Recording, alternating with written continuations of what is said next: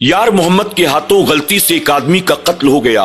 सारे गवाह उसके खिलाफ थे, यहां तक कि जज ने उसे फांसी की सजा सुना दी। फांसी से चंद दिनों पहले यार मोहम्मद जारो कतार रो रहा था। जब जज ने उसकी यह हालत देखी तो उससे पूछा, क्या तुम्हें मौत को याद करके रोना आ रहा है? इस पर यार मोहम्मद कहता है, जज साहब, मैं मरने से नहीं डरता। दरअसल कत्ल से चंद दिनों पहले मैंने एक बैंक में डाका डाला था, जहां से मैंने 5 करोड़ 60 लाख रुपए चुराए थे। उन पैसों को ले जाकर मैंने अपने घर के कबाड़ खाने में एक पुराने टीवी के अंदर छुपा दिया था और मैंने उन पैसों के बारे में अपनी बीवी तक को नहीं बताया। अब मैं इस बात को याद करके रो रहा हूं कि अगर मेरी फांसी के बाद मेरी बीवी ने उस पुराने टीवी को कबाड़ी के हाथों बेच दिया तो मेरी सारी मेहनत दरी की दरी रह जाएगी और मेरा पूरा पैसा बर्बाद हो जाएगा। इस पर जज कहता है, यार मोहम्मद, तुम्हें परेशान होने की कोई जरूरत नहीं है। मैं तुम्हारी मदद करूंगा और मैं तुम्हारी बीवी को उस पैसे के बारे में बता दूंगा। चंद दिनों के बाद यार मोहम्मद को फांसी दे दी जाती है। अब वो जज यार मोहम्मद के घर पहुंचता है, उसकी बीवी से सौदा तय करता है और उसके घर के कबाड़ खाने में पड़े हुए पुराने टीवी को जज 10 लाख रुपयों में खरीद लेता है और फिर टीवी को अपने घर में लाकर वो खोलता है। टीवी को खोलने के बाद जज ने टीवी के अंदर जो कुछ देखा उसकी आंखें फटी की फटी रह गई। टीवी के अंदर से क्या निकला, आइए जानते हैं। फरमाया गया कि किसी मुल्क में एक नानबाई था जिसका नाम यार मोहम्मद था। यार मोहम्मद बहुत गरीब था लेकिन ईमानदार था। यार मोहम्मद के हाथों की बनी हुई रोटियां बड़ी मशहूर थी। वो सुबह तंदूर पर आकर खड़ा होता, देर रात तक रोटियां बनाता रहता और उसके हाथों से रोटियां लेने के लिए लोग दूर दराज से आया करते थे। फरमाया गया कि यार मोहम्मद जब रात को थका मांदा अपने घर वापस जाता तो उसकी बीवी हर रात उसे इस बात की शिकायत करती, एक सुबह से निकल जाते हो, देर रात वापस आते हो, बच्चे तुम्हारा चेहरा तक देखने को तरस जाते हैं, तुम्हारे पास दुनिया के लिए वक्त है, अपने बीवी बच्चों के लिए वक्त नहीं है। किसी दिन काम पर न जाओ, किसी दिन हमें भी वक्त दो, हम भी तुम्हारे साथ दस्तरख्वान पर बैठकर खाना चाहते हैं, बच्चे तुम्हारी गोद में खेलना चाहते हैं, लेकिन तुम्हारे पास तो हमारे लिए वक्त ही नहीं है।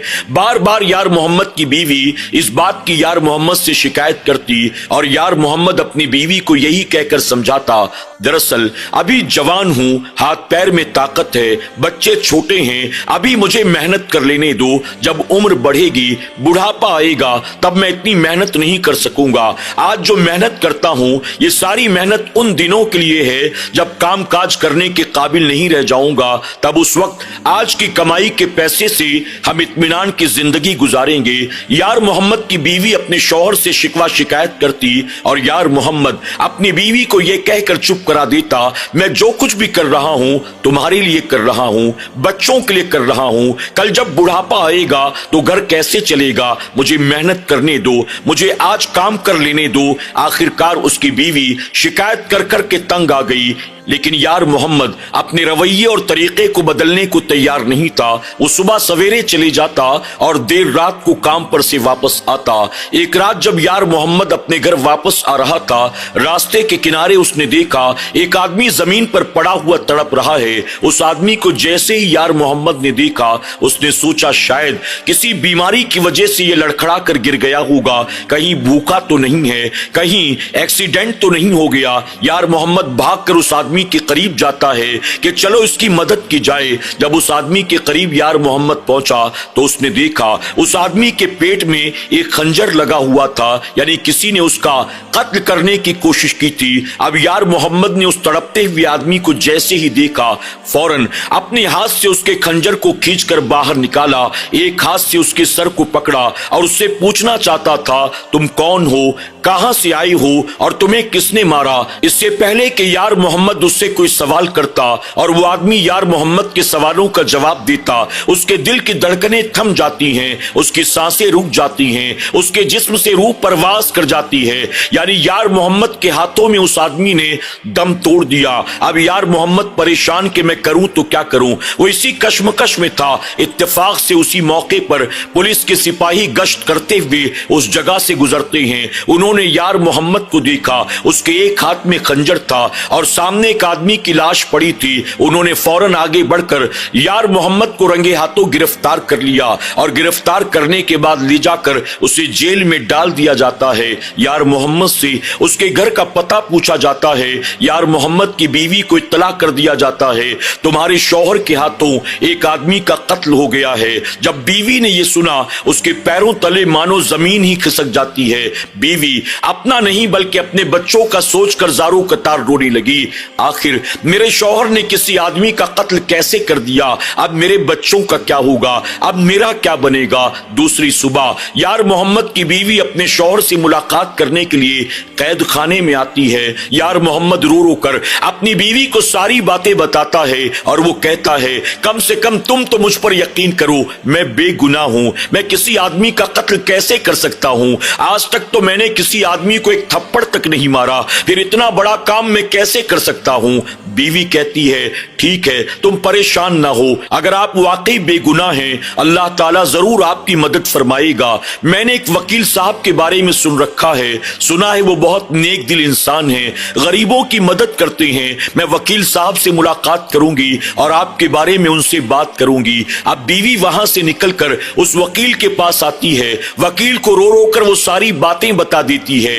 वकील वाकई बड़ा नेक दिल इंसान था। वकील ने यार मोहम्मद की बीवी से कहा, आप मुतमईन रहें, आप जो कह रही हैं अगर बात ये सही है, मैं आपके शौहर को बचाने की पूरी कोशिश करूंगा, मैं आपके शौहर की तरफ से केस लड़ूंगा और हाँ, मैं ये सिर्फ अल्लाह की रजा के लिए करूंगा, मैं इसके एवज 1 रुपया भी नहीं लूंगा।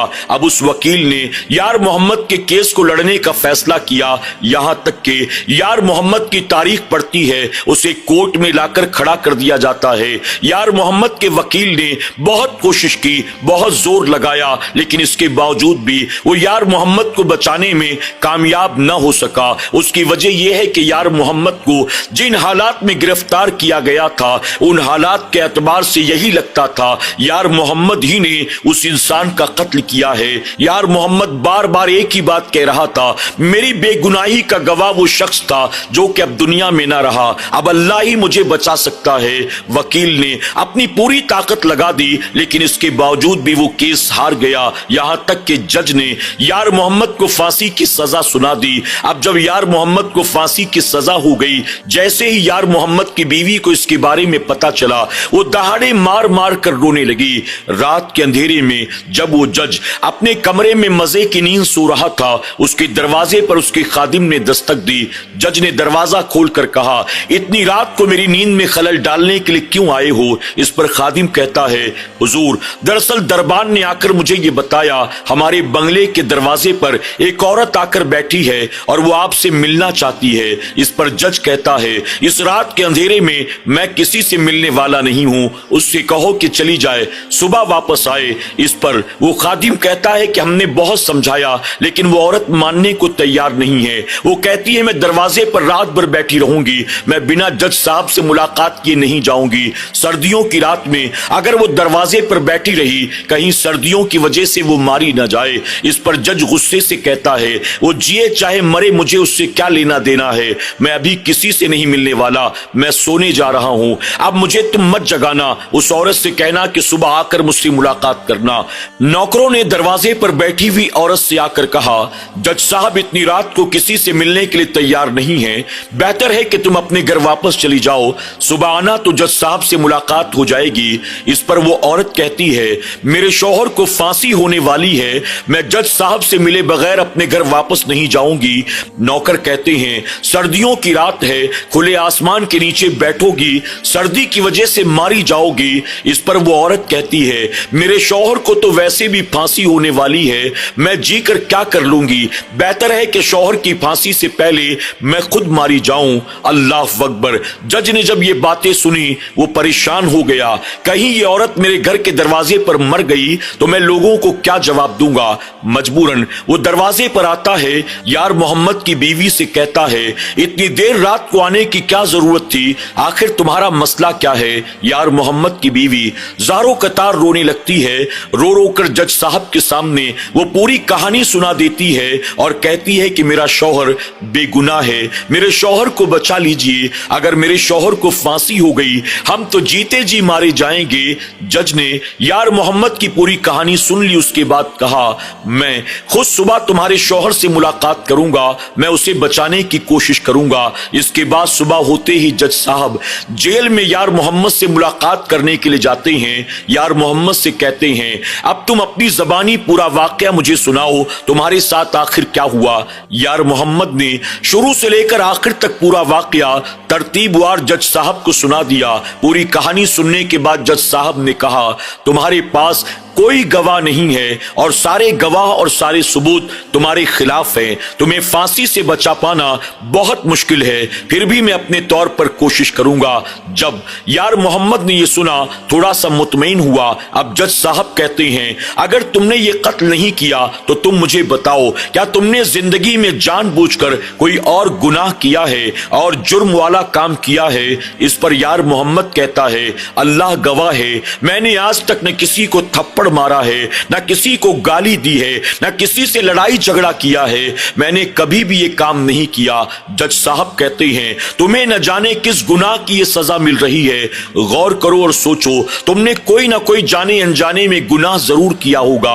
अब यार मोहम्मद कुछ देर गौर फिक्र करता है और उसके बाद कहता है, जी हाँ जज साहब, मुझे याद आ गया। जज ने कहा, बताओ तुमने क्या किया है। इस पर यार मोहम्मद कहता है, एक दिन मैं सुबह से रोटियां बनाने में मसरूफ था, ग्राहकों की लाइन लगी हुई थी, मैं तंदूर के पास खड़ा था, गर्मी का मौसम था, मैं पहले ही परेशान था, ऊपर से ग्राहक मुझे परेशान कर रही थी। अचानक एक बिल्ली न जाने कहां से उछलती कूदती हुई आई और जो मैंने आटा तैयार कर रखा था उस आटे के अंदर वो कूद गई। उसने आटा भी सारा खराब कर दिया और कुछ रोटियां जो मैंने तैयार करके रखी थी वो रोटियां भी उसने बर्बाद कर दी। जब बिल्ली ने मेरी मेहनत पर पानी फेर दिया, मुझे बहुत गुस्सा आया। मैंने लपक कर उस बिल्ली की टांग को पकड़ा और पकड़कर मैंने उसे अपने तंदूर में डाल दिया। मैंने बिल्ली को जैसे ही तंदूर में डाला, बिल्ली की चीखें बुलंद हो गई। अब जब बिल्ली की चीखों को मैंने सुना, मेरा दिल तड़प उठा। मैंने झांक कर तंदूर के अंदर देखा,